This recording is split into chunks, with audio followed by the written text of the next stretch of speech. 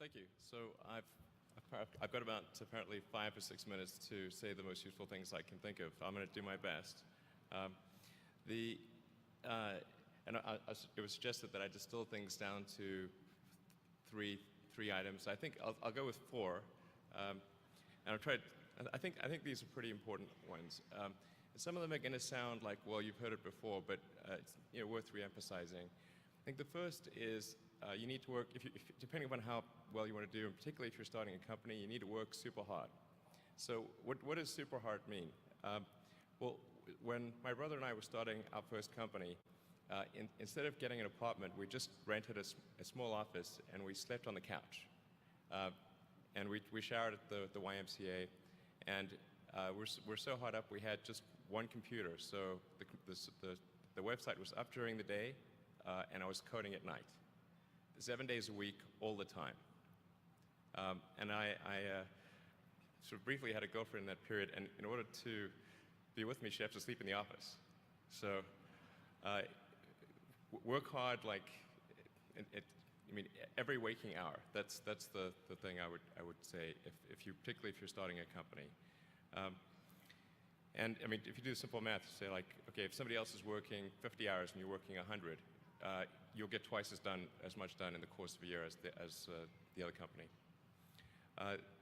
The other thing I'd say is that if you're creating a company or if you're joining a company, the most important thing is to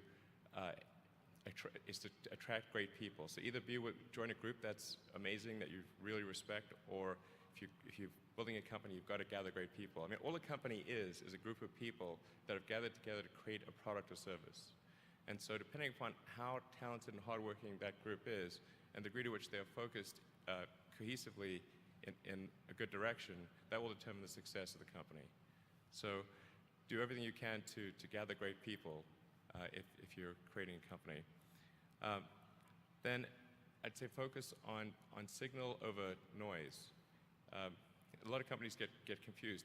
They spend money on things that don't actually make the product better.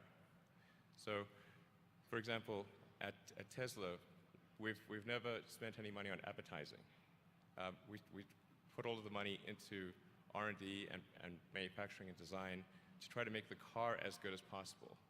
I think that's the way to go. So, for any given company, just can keep thinking about, are these efforts that people are expending, are they resulting in a better product or service? And if they're not, stop those efforts. And then the final thing is to sort of don't just follow the trend. So you may have heard me say that it's good to think in terms of the physics approach, or first principles, which is, rather than reasoning by analogy, you boil things down to the most fundamental truths you can imagine, and you reason up from there. And this is a good way to figure out if something really makes sense, or if it's just what everybody else is doing. It's hard to think that way. You can't think that way about everything. It takes a lot of effort. But if you're trying to do something new, it's the best way to think. And that framework was developed by physicists to figure out counterintuitive things like quantum mechanics. So it's really a powerful method. Anyway, so that's, and then I think that the final thing I would encourage you to do is, now is the time to take risk. You don't have, you don't have kids. Your obligation. Well, sorry, probably don't have kids.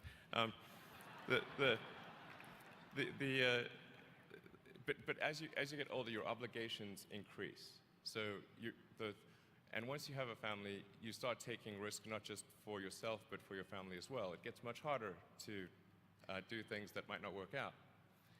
So now is the time to do that before you have those obligations. So I would encourage you to take risks now. Do something bold.